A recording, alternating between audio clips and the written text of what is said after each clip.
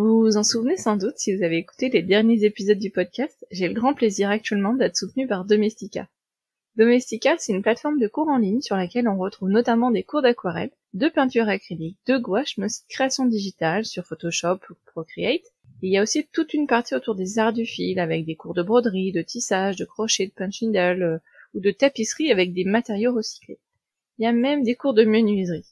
Sur Domestika, on va plus loin qu'avec des tutos ou des masterclass car c'est un cours très complet dans lequel on va s'approprier la technique pour réaliser un projet final. On peut également échanger de manière privilégiée avec le formateur ou avec l'artiste.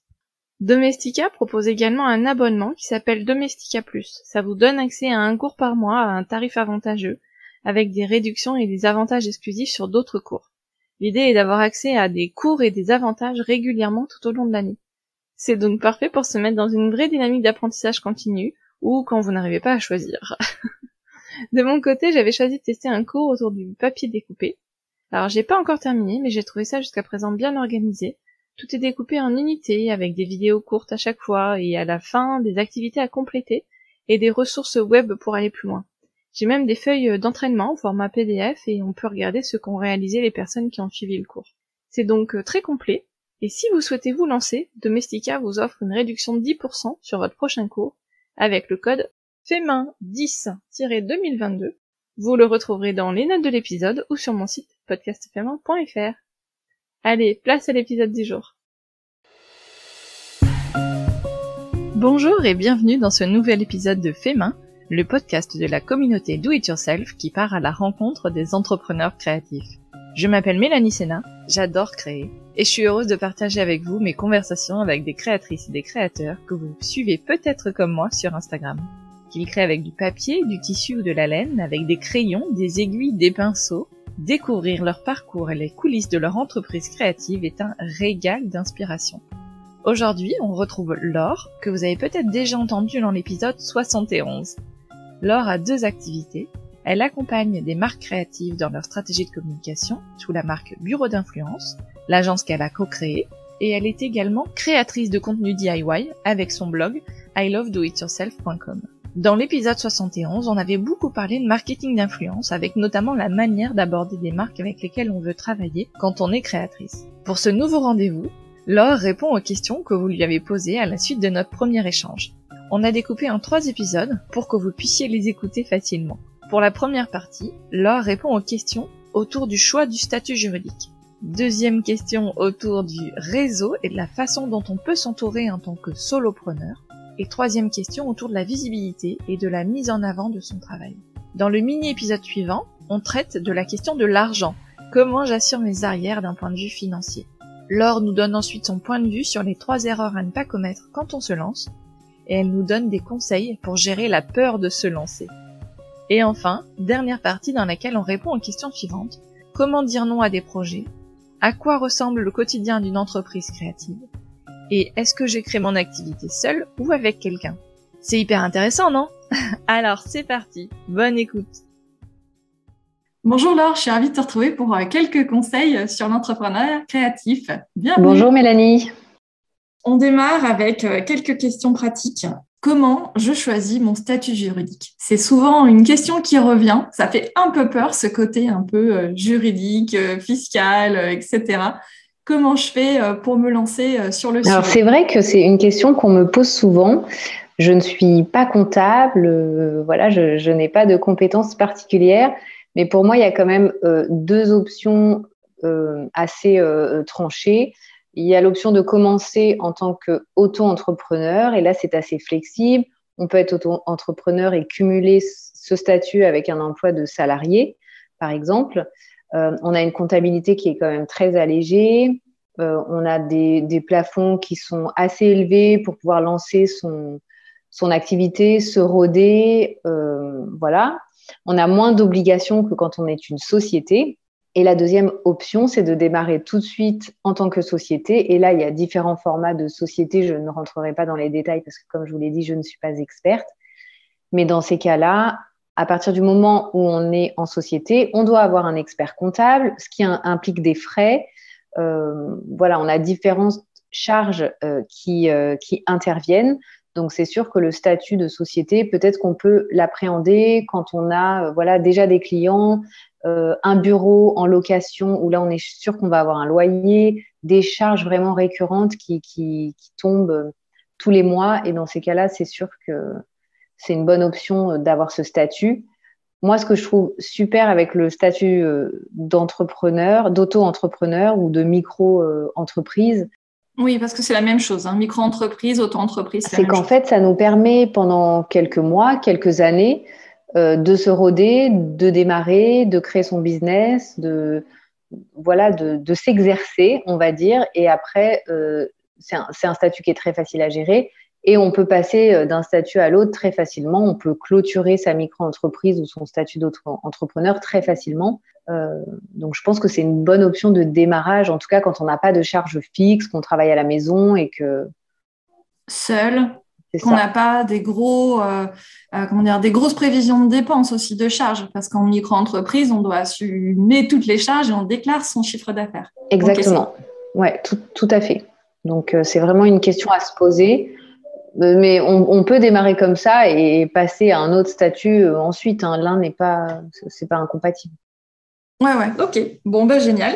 Donc, si j'ai une activité finalement où j'ai peu de charges en prévision, une activité que je peux gérer un maximum toute seule, ou tout seul, éventuellement depuis la maison, sans faire appel à un salarié ou à trop de prestataires, plutôt micro-entreprise.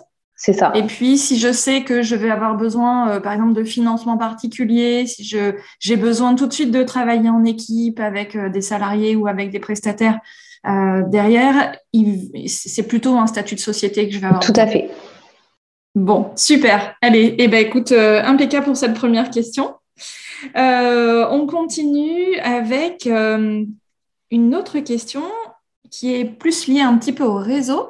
Comment je peux faire pour bien m'entourer? Alors, je pense que quand on est indépendant, quand on a son entreprise, souvent on est amené à travailler tout seul. Bon, après on peut avoir des salariés, mais au début, souvent, on est seul.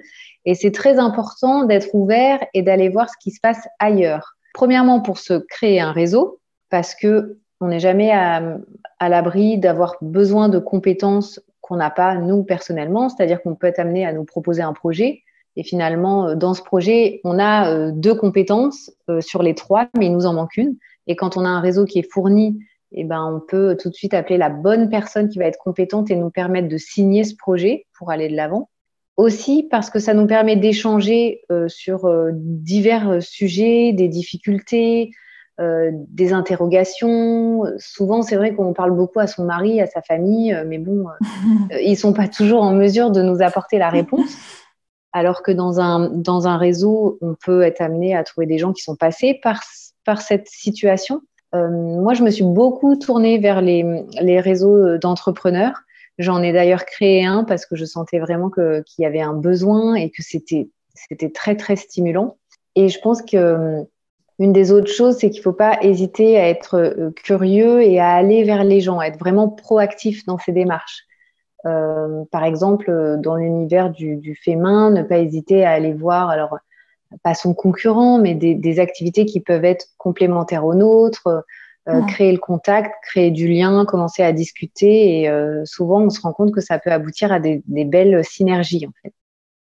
Oui, et donc c'est pareil, j'ai pas besoin d'attendre d'avoir le projet sur lequel j'ai besoin de quelqu'un pour commencer à m'entourer. Parce que ça veut dire que si, admettons, j'ai besoin d'un photographe, enfin, je sais que potentiellement j'aurais besoin d'un photographe ou d'un quelqu'un qui fait de la prise de vue vidéo, etc.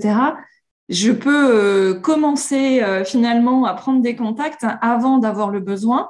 Ça me permet aussi, comme tu dis, simplement de rencontrer des gens et de parler un petit peu de soi et de son activité, et puis d'établir des contacts pour le jour où j'aurai besoin. Oui, et puis ça marche dans un sens, mais ça marche dans l'autre. Ouais, peut-être que vous allez vous tourner vers, vous avez besoin à un moment, je sais pas, d'une captation vidéo, et effectivement, la personne en face, elle aura besoin d'autre chose. Donc, c'est gagnant-gagnant, je pense. Et effectivement, quand on a besoin d'une compétence, on est souvent dans le rush. Comme tu l'as très bien dit, ne pas attendre d'être dans le rush pour avoir cette personne dans notre carnet d'adresses. c'est aussi un risque de se précipiter et de choisir finalement la mauvaise personne parce qu'on n'aura pas assez anticipé et voilà. Et donc, même si on n'a pas le besoin tout de suite, ça peut sembler aussi une perte de temps à l'instant T. On court après un peu le temps aussi, mais c'est forcément une bonne idée quand même lors d'un temps mort, de commencer à prendre des contacts. Donc, ne pas hésiter à aller à tous les événements qui sont organisés. Des fois, en fait, on n'est pas au courant, mais les villes sont très, très riches de ce genre de réseau. Les villes, les régions, il y a beaucoup de choses qui sont organisées et il faut être curieux et vraiment voilà, aller chercher, ne pas hésiter à parler toujours de son activité parce qu'on peut toujours rencontrer quelqu'un à une soirée qui connaît quelqu'un qui pourrait être intéressé par notre prestat ou qui pourrait voilà, nous aider avec une compétence particulière. Donc, je pense que le maître mot, c'est être proactif. Ça marche, ok. Est-ce que, comme tu disais, les réseaux aussi, ça peut être simplement des groupes Facebook, ou alors tu faisais référence à ce qui peut être organisé dans les villes. Il y a les CCI aussi qui organisent beaucoup de choses. Et les chambres des métiers, c'est sans doute pareil, ce qui peut être encore plus adapté aux activités de FEMA. Souvent, il y a des petits déjeuners business qui sont organisés. Donc, des fois, on se dit, oh là là, mais qu'est-ce que je vais faire là-bas? Je vais me retrouver qu'avec des businessman, businesswoman. Et en fait, non, il y a beaucoup de créateurs d'entreprises comme nous et c'est très intéressant. Et aussi, ça nous pousse à aller chercher des contacts en dehors de notre champ d'action. Parce que c'est vrai que en allant chercher des contacts dans notre champ d'action, on va potentiellement tomber sur des concurrents, des gens qui ont moins envie de dévoiler voilà, des petits secrets de fabrication, des petites choses, alors que quelqu'un qui est complètement dans un secteur XY qui n'a rien à voir avec nous, le domaine culinaire par exemple, il peut être vraiment très, très riche de savoir et de conseils. Ouais, c'est ça. Ça me fait un peu penser à quand tu dis peut-être qu'il ne faut pas aller solliciter des gens trop proches et trop concurrents. Si par exemple, je suis à la recherche d'un fournisseur, je sais pas, par exemple, pour le packaging de mon produit, effectivement, je vais éviter d'aller solliciter les personnes qui font la même activité que moi parce que c'est quand même pas très, c'est un peu déloyal et ça prend quand même beaucoup de temps de chercher des fournisseurs, hein, quel que soit le sujet. Là, je parle de packaging, mais c'est la même chose pour tout. Alors que si, par exemple, effectivement, je prends des informations auprès de quelqu'un d'autre, ça l'embêtera sans doute moins de m'aider, de me donner finalement un petit coup de pouce en me disant ah oui, tiens, effectivement, ce packaging, moi je le prends sur tel site ou sur tel prestataire, et parce qu'en fait c'est toujours des heures de travail pour lui, mais ça lui coûtera moins. Ça, je suis entièrement d'accord, et ça, tu peux le faire souvent quand voilà, tu vas sortir de ton périmètre d'action, donc les CCI, les réseaux d'entrepreneurs dans les villes, comme ça, les dîners, les déjeuners, peu importe. C'est très utile, je trouve, pour construire son réseau. Ouais, ok, impec, ça marche. Comment je peux mettre en avant mon travail? Ça, c'est une grande question. Alors moi, je pense qu'aujourd'hui, on a énormément d'outils pour mettre en avant notre travail. On a des outils à disposition qui sont gratuits, qui ne demandent que du temps de création de contenu. Mais par exemple, les réseaux sociaux, clairement, ouvrir un compte Instagram, ouvrir un compte Pinterest, ouvrir une page Facebook, ça ne coûte rien. Donc déjà, ça, c'est quand même une vitrine qui aujourd'hui, pour moi, reste indispensable. Faire des belles photos, c'est un peu le nerf de la guerre parce qu'on est quand même dans une société très esthétique, etc. Donc voilà, ne pas hésiter à se former. Effectivement, souvent, c'est pas notre métier de base et on n'a pas une formation de photographe. On a eu d'autres vies avant, on a eu d'autres formations. Et la photo, on est un peu catapulté là, mais il existe énormément, je trouve, de formations pour déjà nous donner les bases de la photo, du stylisme. Donc, mettre en avant son travail, forcément, ça passe par les photos et la vidéo. Ça, c'est le gros plus, hein, mais sur les réseaux sociaux, c'est ce qui fonctionne pas mal. Si on a la possibilité d'avoir un blog ou un portfolio ou voilà ce type ou un site internet, c'est aussi un bon moyen d'être trouvé. Quand on a un bon référencement, on peut voilà exposer son travail de la bonne manière.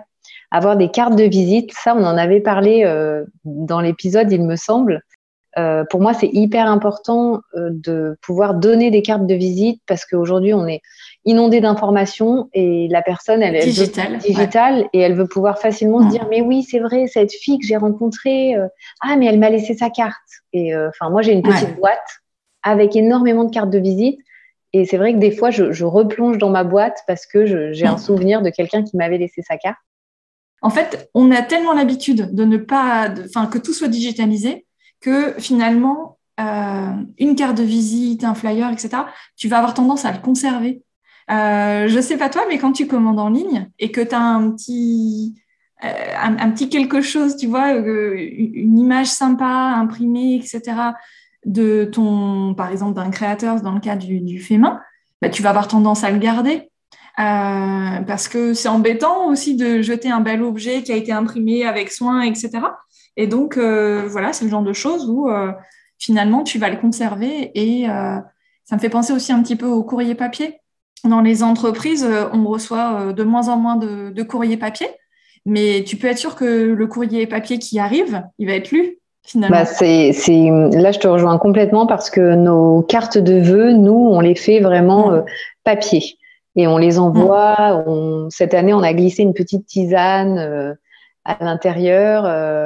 Et on sait que nos clients vont la garder. On a imprimé ça sur du joli papier photo. C'était fait maison. C'était pas du tout fait par un imprimeur. Mais sur du joli papier photo glacé.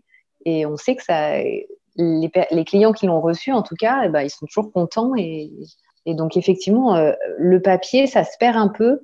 On est inondé d'emails. Moi, la dernière fois, j'ai rencontré quelqu'un qui m'a dit tiens, tu peux scanner mon QR code et puis tu vas avoir ma carte de visite digitale. Mais moi, dans mon téléphone, j'ai tellement de photos, tellement de vidéos, de contenu que je crée que c'est pas du tout le bon moyen pour que je rappelle la personne. Et donc, moi, j'aime bien cette technique de la petite boîte dans laquelle je glisse toutes les cartes de visite qu'on me donne. Vraiment, je ne me sépare jamais de carte de visite. Donc, elle est de plus en plus grosse.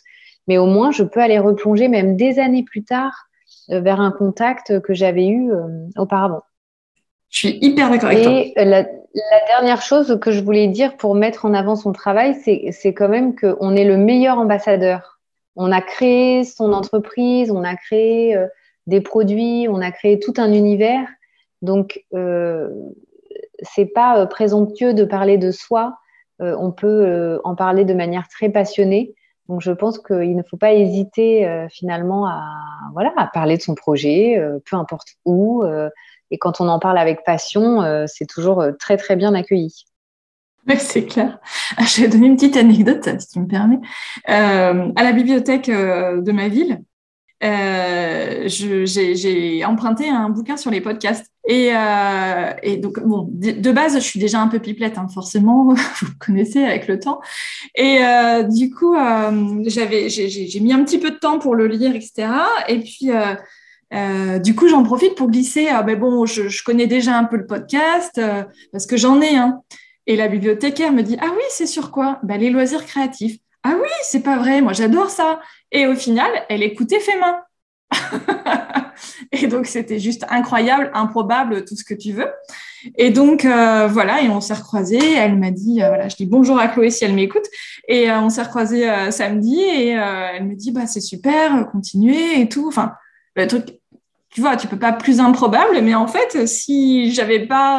alors moi, je suis un peu comme ça aussi, hein, j'ai ce côté pipette, mais sinon, j'aurais jamais su, en fait, qu'elle écoutait, etc. Enfin bon, bref. Parler de soi, effectivement, ça, il peut y avoir un côté...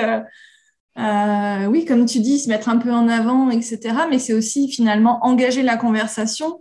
Et puis, ça se trouve, il se passe rien. Et puis voilà, ça s'arrête là, mais c'est pas grave. Et c'est aussi le moyen de trouver des synergies. J'en sais rien, cette fameuse Chloé, à qui on dit bonjour si elle nous écoute, va peut-être, je sais pas, être hyper... va peut-être un jour te proposer un projet auquel tu n'aurais jamais pensé. Et voilà, tu fais du local. Enfin, le local, pour moi aussi, c'est hyper important. Je suis très investie dans ma ville et je pense que, déjà en parlant à son entourage, on a toujours quelqu'un qui nous recommande à une autre personne qui va nous recommander, qui nous écoute. C'est aussi, on est son meilleur ambassadeur. Impeccable. Me revoici. J'espère que ces conseils vous ont plu. Ce sont à la fois des conseils pleins de bon sens, mais surtout des conseils issus de l'expérience. Personnellement, j'ai trouvé que c'était hyper intéressant. Pour retrouver Laure, je vous donne rendez-vous sur son blog ilovedoityourself.com et sur le site de son agence Bureau d'influence. Pour suivre le podcast au quotidien, vous vous en doutez, je vous donne rendez-vous sur Instagram, tout simplement sur le compte Podcast Fait Main. Si cet épisode vous a plu, je vous invite à découvrir les autres conversations enregistrées depuis quasiment 2 ans et demi. Il y a plus de 90 audios à écouter. Et si le travail que je fais autour du podcast trouve écho en vous, je vous invite chaleureusement à me soutenir sur Tipeee. Tipeee, c'est une plateforme de financement pour les créateurs qui, comme moi, vous propose du contenu gratuitement. Il y a plusieurs niveaux de soutien avec des contreparties différentes à partir de 2 €. Vous pouvez aller sur tipeee.fr et chercher Podcast Fait Main. Allez, je vous donne rendez-vous très vite pour un prochain épisode et n'oubliez pas, prenez toujours le temps dans votre quotidien pour créer.